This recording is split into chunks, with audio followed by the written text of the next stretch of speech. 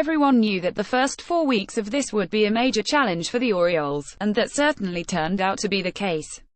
The Orioles were scheduled to play 18 of their first 24 games against the 5 American League teams that reached the playoffs last, which created the opportunity to store up a bunch of big wins for the summer or dig themselves a hole they might not be able to climb out of.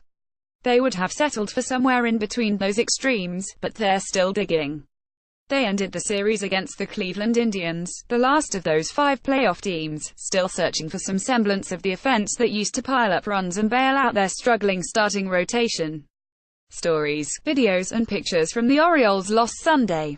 Now, the rotation is the only component of the team that isn't in a funk, and the Orioles already have wasted 7 strong performances from their starting pitchers.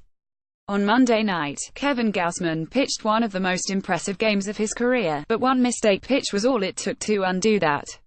He allowed a 2-run home run to Yonder Alonso in the second inning, and that was a mountain too high for the Orioles lineup.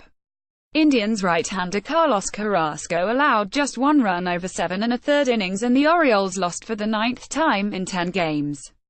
So, what happens now? The Tampa Bay Rays are up next, and then the Detroit Tigers, which would seem to be a welcome diversion for the Orioles after managing to go 5-12 with a rainout against the top teams on their schedule.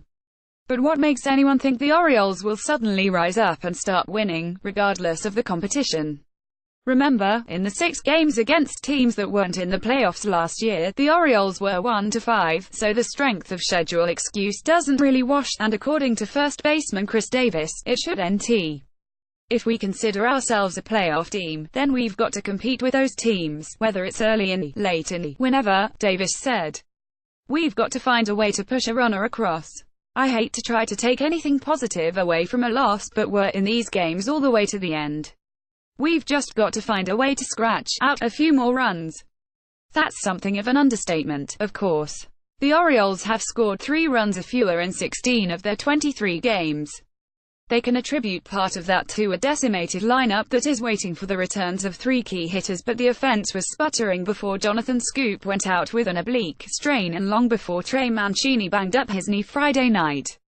It might only be April, but the Orioles had better start hitting before that hole gets much deeper. Davis said they aren't at that point yet. I don't think so, he said. Obviously, we can't keep going the direction we're headed right now, but there's still a lot of baseball left to play. But like I said, as an offense, we've got to find a way to start scratching out some runs early in the game. Our starters have done more than their job keeping us in games and going deep in ball games, and as an offense we've got to take a little bit of pressure off those guys and get them some runs. Peter.Schmuck at Baltzan.com, Twitter.com/schmuckstop